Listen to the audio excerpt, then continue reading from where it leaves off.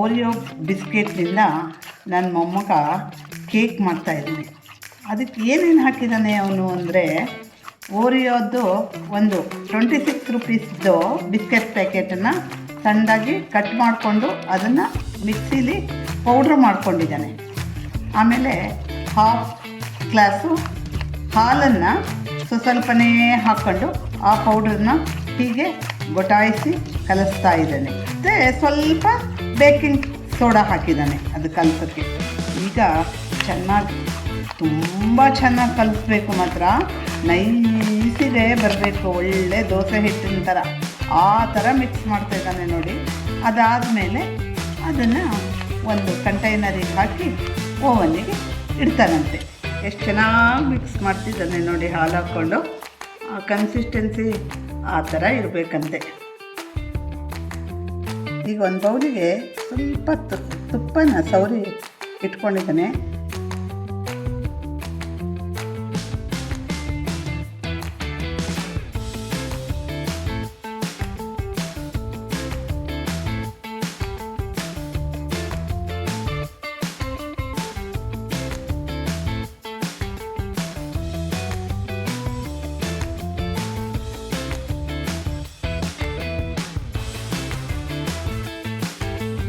ಮಾಡಿದ ಬಿಸ್ಕೆಟ್ ಪೌಡ್ರನ್ನೆಲ್ಲ ಹಾಲು ಹಾಕಿ ಕಲಸಿದ್ದನ್ನು ಒಂದು ಕಂಟೈನರಿಗೆ ಸಮ ಪ್ರಮಾಣದಲ್ಲಿ ಹಾಕಿದ್ದಾನೆ. ಅದ್ರ ಮೇಲೆ ಈಗ ಗೋಡಂಬಿ ಬೀಜನ್ನೆಲ್ಲ ಹಾಕ್ತಾ ಇದ್ದಾನೆ.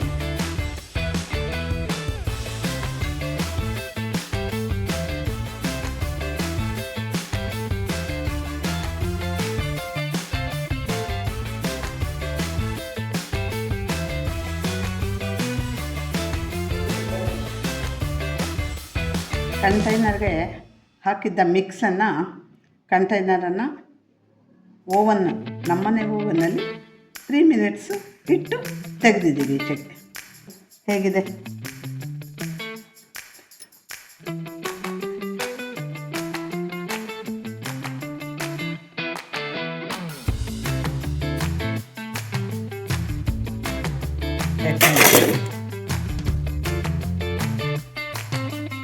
ನೋಡಿ ಎಷ್ಟು ಚೆನ್ನಾಗಿ ರೆಡಿಯಾಗಿದೆ ಕೇಕು.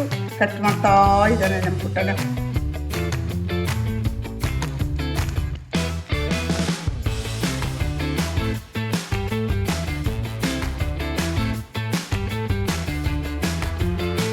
ನೋಡಿ ಏನು ಚೆನ್ನಾಗಿ ಕಟ್ ಮಾಡಿದ್ದಾನೆ ಕೇಕು, ಏನು ಸ್ಪಾಂಜಿಯಾಗಿ ಬಂದಿದೆ.